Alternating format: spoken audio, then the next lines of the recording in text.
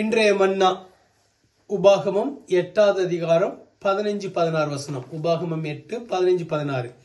உன்னுடைய பின்னாட்களில் உனக்கு நன்மை செய்யும் பொருட்டு உன்னை சிறுமைப்படுத்தி உன்னை சோதித்து கொள்ளிவாய் சர்ப்பங்களும் தேள்களும் தண்ணீர் இல்லாத வறட்சியுமுள்ள பயங்கரமான பெரிய வனாந்திர வழியாய் உன்னை அழைத்து வந்தவரும் உனக்காக பாறையான கண்மலையிலிருந்து தண்ணீர் புறப்பட பண்ணினவரும் உன் பிதாக்கள் அறியாத மன்னாவினால் வனாந்திரத்தில் உன்னை போஷித்து வந்தவருமான உன் தேவனாகிய கர்த்தரை நீ மறவாமலும்.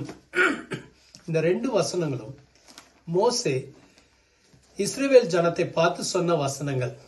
மோசே சொல்லும்போது சொல்லுகிறார், உன்னை கர்த்தர் எப்படி நடத்தி வந்தார், எப்படிப்பட்ட பாதையில் நடத்தி வந்தாராம்? தண்ணீர் இல்லாத வறட்சியுமான பயங்கரமான பெரிய வனாந்திர வழி. அது மாத்திரம் அல்ல, அதுல கொள்ளிவாய் சர்ப்பங்களும் தேள்களும் இருந்ததாம். தீங்கு விளைவிக்கக்கூடிய சில உயிரினங்கள் அங்க இருந்தது. சோர்வடைய செய்யப்படுகிற ஒரு பெரிய வனாந்திரமா இருந்தது. ஆனால் அந்த வனாந்திரத்தின் வழியாக கர்த்தர் நடத்தி செல்லும்போது அவர்களுக்கு வேண்டிய உணவை கொடுத்தாராம், மன்னாவை கொடுத்தார். அது மாத்திரம் இல்ல, பாறையான இடங்களிலிருந்து தண்ணீரை புறப்பட்டு வர பண்ணினார். அவங்களுக்கு அடிப்படை தேவை என்னவோ அதை கர்த்தர் கொடுத்தார். ஒவ்வொரு நாளும் மன்னா இறங்கி வந்தது. அவங்களுக்கு தண்ணீர் தேவைப்பட்ட போதெல்லாம் திரளாய் புறப்பட்டு வந்தது. வனாந்திரத்துல கர்த்தர் இப்படிப்பட்ட நன்மைகளை தம்முடைய ஜனத்துக்கு செய்தார்.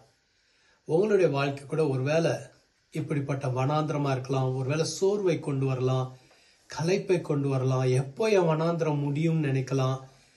ஆனா கர்த்தர் உங்களுக்கு இன்னைக்கு உற்சாகப்படுத்த விரும்புகிறார். நானே உன்னை நடத்தி கொண்டு வருகிறேன், உன் தேவைகளை சந்திப்பேன். அவங்களுக்கு அன்னைக்கு தேவை மன்னாவும் தண்ணீரும், அதை கர்த்தர் கொடுத்தார். இன்னைக்கு உங்களுக்கு என்ன தேவையோ அதை கர்த்தர் கொடுப்பார். உங்களுக்கு ஒரு அற்புதம் தேவையா, கர்த்தர் அதை செய்வார். உங்களுடைய தேவை எதுவோ அதை கர்த்தர் சந்திப்பார். வனாந்தரத்தில் உங்களை நடத்துகிற தேவன் உங்களை கைவிடுகிற தேவன் அல்ல. ஜெபிப்போமா? எங்களை அதிகமா நேசிக்கிற எங்கள் நல்ல ஆண்டவரே, இந்த வேலையில உங்களுடைய பிள்ளைகள் மீது உங்களுடைய கரம் வைக்கப்படுவதாக. நீர் ஆசீர்வதிப்பீராக, பலப்படுத்துவீராக, உற்சாகப்படுத்துவீராக.